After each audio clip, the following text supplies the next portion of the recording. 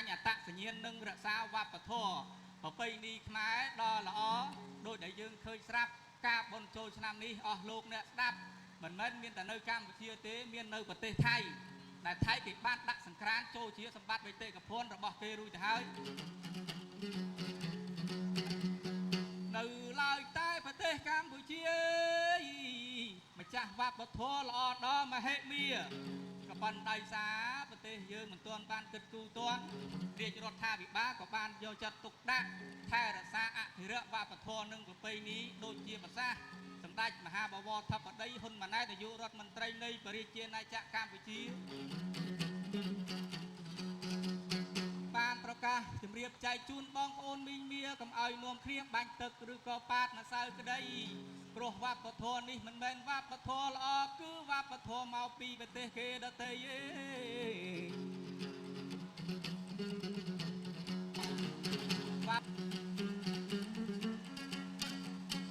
បើចឹងថ្ងៃនឹងដើម្បីអបអរសង្ក្រាន្តឆ្នាំថ្មីនៅក្នុងឃុំចំបៃវត្តដីក្រហមបាត់បង់អត្តសញ្ញាណដូចរស់នៅក្នុងព្រៃភ្នំសំដោយសុភាសិតបុរាណបាននិទានថាវប្បធម៌រលត់ជាតិរលាយវប្បធម៌ពនរាយជាតិថ្លៃថ្លាទំពាំងរីករូតលាស់ដុះល្អគឺដោយសារឫស្សីមេបាមានសុខភាពល្អ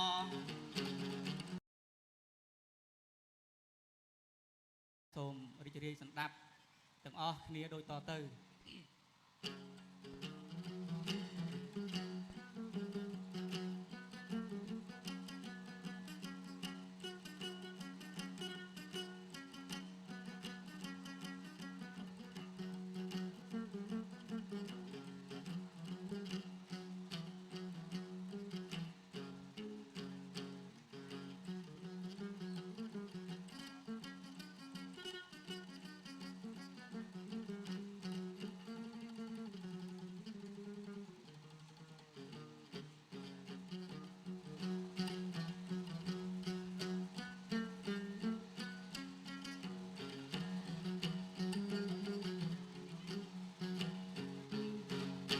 សេរីសុភ័ក្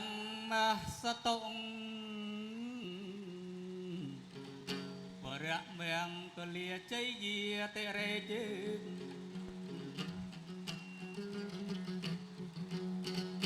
បើចង់សប្បាយកុំកើតទុកពេក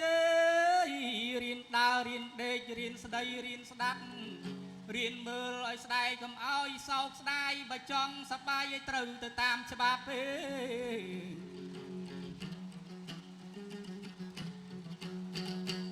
ចោលវប្បធម៌នាំឲ្យជាតិអាពេបង្កើតទម្លាប់ជាតិសាសនិយមបើយើងភ្លេចខ្លួនមិនបានជួយថែថ្ងៃមុខគង់តែនឹងជួបទុក្ខធំ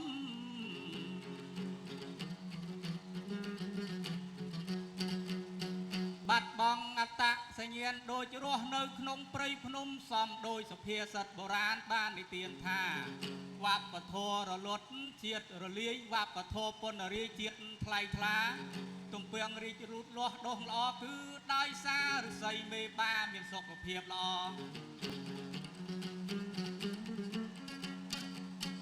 បើចឹងថ្ងៃនឹងដើម្បីអបអរសង្ក្រាន្តឆ្នាំថ្មីនៅក្នុងឃុំចំបៃវត្តដីក្រហមនៅស្រុកបាទីខេត្តតាកែវដ៏មនោរម្យចំបៃលើកហាត់កណ្ដំដាក់បាត់នមស្ការ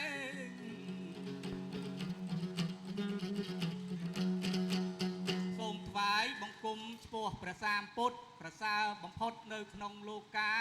ជាគ្រូនៃមនុស្សនិងទេវតាទ្រង់ត្រាស់ទេសនាប្រដៅសត្វអល់ឯកដើរផ្លូវកណ្ដាលមាគាត្រកាលអាចកំចាត់ទុកភ័យចង្រៃឲ្យរសាយបាត់អាចកាត់សងសាររឿងទុកបាន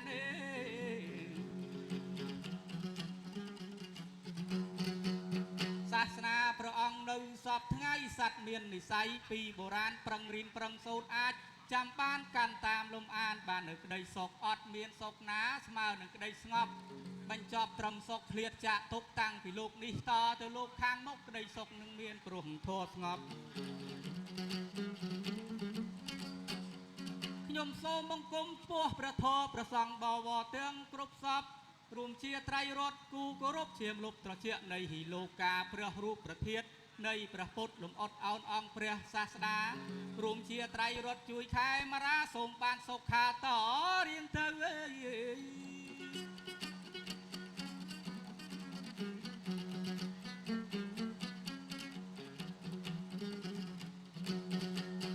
នឹងសូមរំលឹកនឹកគុណមេត្តាហើយនឹងបៃតាចៈតនាមគ្រូអចរិយ៉ាងពុព្វាចាយ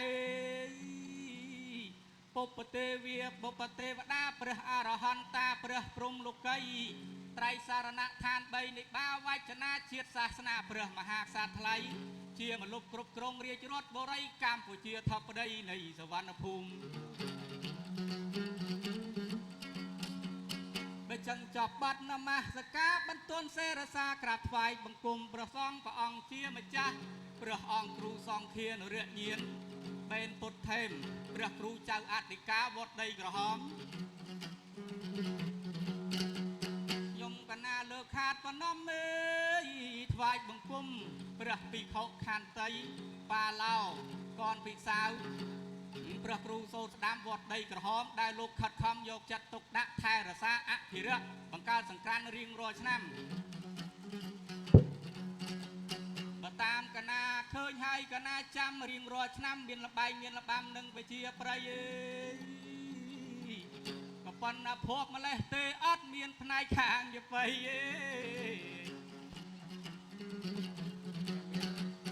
ឥឡូវឆ្នាំនេះហេងក្នុងឆ្នាំថ្មីវត្តមានចបៃមកគេដែរនឹងជាពិសេសសូមគោរពឯកឧត្តមបណ្ឌិតយុចម្រើនរដ្ឋទីប្រឹក្សាសម្ដេចធិបតីនាយករដ្ឋមន្ត្រីនៃព្រះរាជាណាចក្រកម្ពុជាព្រមទាំងឯកឧត្តមលោកជំទាវបុត្រាហើយនិងបុត្រីទាំងអស់ខ្ញុំបាទគោរពដោយស្មោះថ្ងៃនេះខ្ញុំបាទសូមឡើងរាសីបាទឆ្នាំថ្មីឡើងរាសីជាពិសេសគោរពលោកយាយហើយនិងលោកតាចាស់ព្រឹទ្ធាចារ្យកុងមាហានឹងចាក់សោសឹមអ៊ីចែត្រាឥឡូវដល់កាលវេលាស្ដាប់ចម្រៀងជាបីបន្តបន្ទាប់ពីកម្មវិធីមានណាយជាហោហែដល់ពេលរាត្រីនឹងសូមគោរពសន្តិសុខថ្នាក់មូលដ្ឋានភូមិឃុំរហូតដល់ស្រុកខេត្តតកៅយើងសពថ្ងៃអ្នកកាន់មីក្រូអ្នកថតវីដេអូអ្នកចាក់ធុងបាសមានសម្លេងឮល្អច្បាស់ពីរោះចែកជូនបងប្អូនជាទីសន្តាប់បើចឹងខ្ញុំបាទក៏សូមរៀបរាប់គោរពកាត់យកដៃខ្លីឥឡូវដើម្បីតម្រូវទៅតាមកម្មវិធីចែកជូនអ៊ំអ៊ីក៏ដូចជាប្រគុណជាម្ចាស់និងឯកឧត្តមដែលកំពុងទស្សនាសិល្បៈខេមរាផ្នែកខាងជាបៃនៅក្នុងឱកាសចូលឆ្នាំថ្មីដែលយើងហៅថាសង្ក្រាន្ត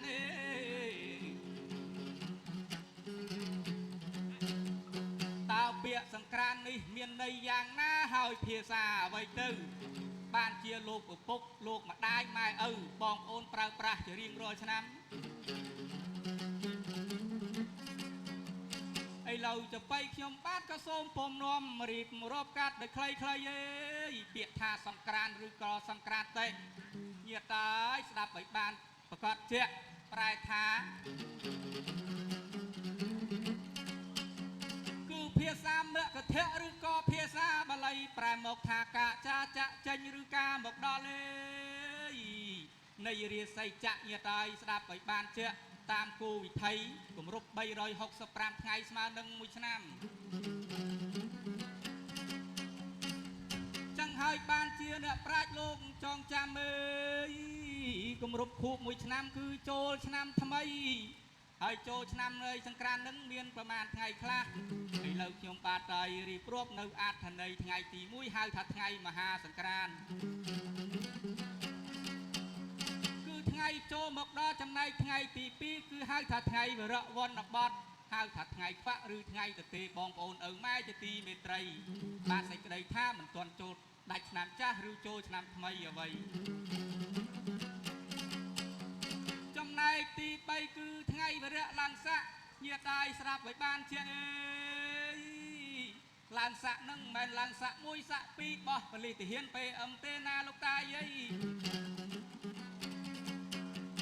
ឬមួយក៏ឡើងចាក់សាក់ជើងចាក់សាក់ដៃចំណុចកន្លែងនឹងក៏មិនមែនដែរគឺឆ្លងសក្ការៈថ្មីជម្រាបបងប្អូនតាយាយឲ្យបានជាអេ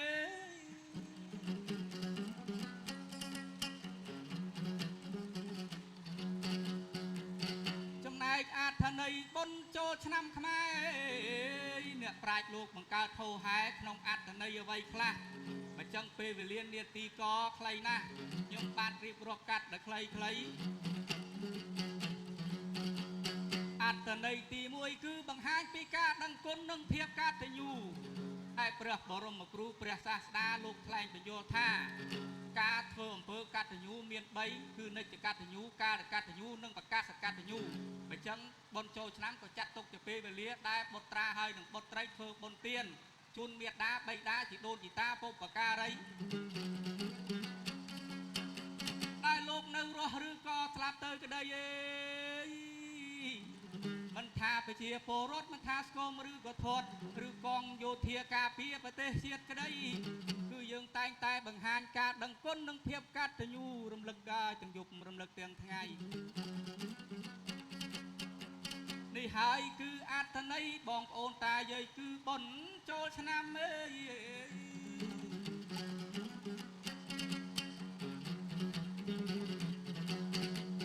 ចំណែកផ្នែកទី2អើយគឺបង្ហាញពីការជួបជុំនិងសាមគ្គីភាពកិច្ចនេះខ្ញុំបាទសូមជម្រាប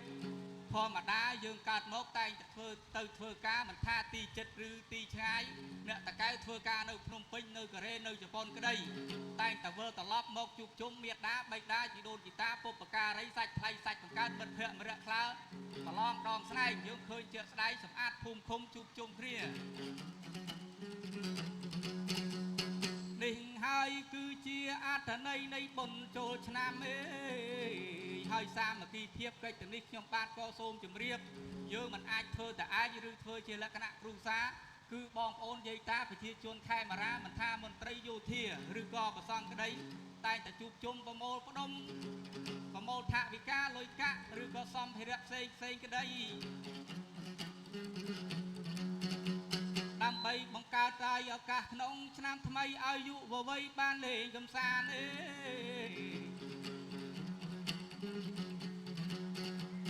ចំណែកទី3គឺការលះបង់រឿងចាស់ហើយយើងទទួលរឿងថ្មីកិច្ចតែនឹងសូមជម្រាបអូនស្រីមិនមែនបោះបង់សង្សារចាស់យកមិនទេអូនឯងគិតឲ្យបានដល់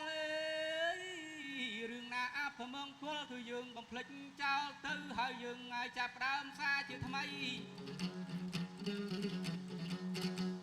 ណាឧបមាដូចជាអ្នកធ្វើស្រូវធ្វើស្រែចម្ការអាចឆ្នាំចាស់ចូលឆ្នាំថ្មីលោកក៏ចាប់ផ្ដើមបង្កើនផលមានកម្លាំងចិត្តទាំងយប់ទាំងថ្ងៃទី1ទី2រហូតដល់ទី3ឥឡូវចបីរីករាប់ដល់ទី4គឺការបង្ហាញអត្តសញ្ញាណនិងរក្សាវប្បធម៌ប្រពៃណីខ្មែរដ៏ល្អដោយដែលយើងឃើញស្រាប់ការបុណ្យចូលឆ្នាំនេះអស់លោកអ្នកស្ដាប់មិនមែនមានតែនៅកម្ពុជាទេមាននៅប្រទេសថៃដែលថៃគេបានដាក់សង្ក្រាន្តចូលជាសម្បត្តិបេតិកភណ្ឌរបស់គេរួចទៅហើយនៅឡើយតែប្រទេសកម្ពុជាម្ចាស់វប្បធម៌ល្អដល់មហិមាក៏ប៉ុន្តែសារប្រទេសយើងមិនទាន់បានគិតគូរទាន់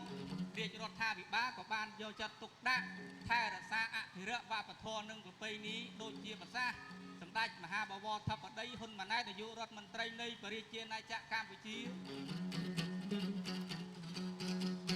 បានប្រកាសជម្រាបចែកជូនបងប្អូនមីងមាកុំឲ្យនាំគ្នាបាញ់ទឹកឬក៏ប៉ាតម្សៅក្តី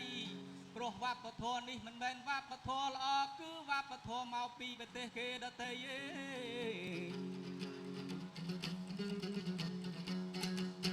បាប់ពធខ្មែរគឺល្អប្រពៃបងប្អូនណាយប្រុសស្រីមានស្លៀកពាក់ហូលប្រមុំមានលបាយលបាំទាញព្រាត់លាក់កសែងវាយក្អមជាដើមលាក់កិច្ចនេះស្ដាប់ឲ្យបានជាក់គឺបង្ហាញពីវប្បធម៌អរិយធម៌និងសាមគ្គីភាពឥឡូវនេះខ្ញុំបាទសូមជម្រាបកាត់ចោលដោយខ្លីៗហើយអត្ថន័យដែលពិសេសខ្លាំងបំផុតជាតាយស្ដាប់ឲ្យទាន់គឺនិយាយពីសេរី3ប្រការជីវិតដែលកើតមកក្នុងលោកាមិនដែលមានអ្នកណាចង់កើតទុក្ខអ្វីតែងតែខិតខំឲ្យថែរក្សាសុខភាពអ្នកខ្លះអុជធូបបន់ព្រះសំពះទេវតាមិនថាថ្ងៃនេះមិនថាថ្ងៃណាសូមឡើងរាសីប៉ុន្តែយើងបន់ចឹងមិនបានទេបងប្អូនឪម៉ែគឺយើងត្រូវតាក់ទងនឹងសេរី3ប្រការដែលឡើយនៅក្នុងរឿងកបិលមហាព្រំនិងធម្មបាលកុមារបាននិទានស្ដីក៏ប៉ុន្តែពេលវេលាយើងក៏ខ្លីណាស់បើចឹងខ្ញុំបាទសូមបន្តនៅយប់យន្តទុនរាត្រីដឹងថាសេរី3ប្រការទី1ពេលព្រឹកគឺនៅនឹងមុខយើងតែងតែយកទឹកមកលុបមុខទី2នៅនឹងដើមទ្រូងយើងយកទឹកមកលាបដើមទ្រូងទី3នៅជើងមុននឹងចូលដំណេកយើងតែងតែយកទឹកមកលាងជើងកិច្ចទៅនេះមិនមែនលុបលាងមុខមិនមែនលាងទ្រូងលាងជើងបានសេចក្តីសុខទេបងប្អូនម៉ែពុកជាទីមេត្រីតាក់ទងនឹងកុសលកម្មបត្តិ10ពេស្ដាប់ហើយកុំធុញកុំថប់សិតតែធម៌អាសត្រាបាលីទី1លោកឲ្យយើងតំណមតមពាក្យតមសម្ដីកុំនិយាយពាក្យផ្ដេសផ្ដាស់ចាក់រុកនិយាយដើមអ្នកដតីក្នុងភូមិបង្កទំនាស់ទាស់តែគ្នាចំណែកចាយនៅដើមទ្រូងគឺតាក់ទងនឹងការគិតល្អធ្វើក៏ល្អមិនមានបំណងទៅស្អប់ទៅចាញ់ចាអ្នកដតីឯងចំណែកនៅជើងគឺតាក់ទងនឹងកាយកម្ម3មិនឲ្យដើរលួចដើរប្លន់ឬក៏ទៅសម្លាប់សត្វអ្វីនេះហើយគឺសេរីដានប្រុសស្រីគឺសេរី3ប្រការ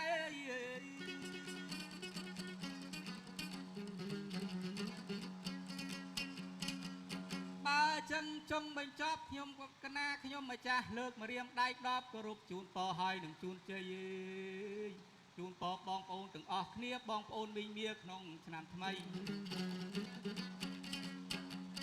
បងប្អូនប្រាថ្នាយកអ្វីសូមឲ្យបានដូចបំណងហើយតាក់ទងនឹងសេរី3ប្រការអនុវត្តប្រចាំថ្ងៃទៅមិនបាច់ជូនពរក៏បានសុខជាពិសេសជូនពរឯកឧត្តមបណ្ឌិតយុចម្រើនរិទ្ធព្រមទាំងលោកជំទាវបុត្រាហើយនិងបុត្រីដែលលោកគឺជាអគ្គនាយកក្រុមហ៊ុនធានារ៉ាប់រងផតេល្បីល្បាញជាងគេនៅបរិជាណាចក្រកម្ពុជាយើងសពថ្ងៃមានសាខានៅកំពង់ចាមសៀមរាបបាត់ដំបងកំពង់សោមភ្នំពេញរាជធានីដល់អប្រំព្រៃដែលលោកខិតខំកសាងស្នាដៃបងប្អូនណាយតាយាយតាំងពីឆ្នាំ1999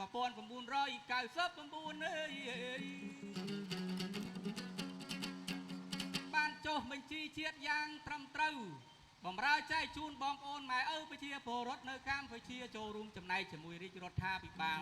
បង្កើនសេដ្ឋកិច្ចឲ្យរីកចម្រើនធំធាត់ធូរធារមានលុយកាក់ចាយគ្រប់គ្នាមានសុខភាពល្អជាចិនត្រៃមិនបាច់ភ័យព្រួយបារម្ភមិនថាឈឺតិចឬក៏ឈឺធំឬមួយក៏ស្លាប់ក្តីមានទាំងអាយុជីវិតផ្ទះសម្បែងការប្រើប្រាស់ជារបស់ទូទៅជូនពរប្រគុណជាម្ចាស់ព្រះគ្រូចៅអធិការនិងព្រះគ្រូសូត្រស្ដាំបើស្រឡាញ់ខ្ញុំកណាខ្ញុំកុំភ្លេចហៅមើលច្រៀងនៅឆ្នាំក្រោយសារជាថ្មីហើយលើកទុកឱកាសឲ្យឯកឧត្តមបណ្ឌិតមានប្រសាសន៍ជូនចែកជូនបងប្អូនតាយាយចបៃលាខ្លីប៉ុណ្ណឹងចោះហើយអូនហើយយើងដល់ពេលវេលាចប់ប៉ុណ្ណឹងចោះ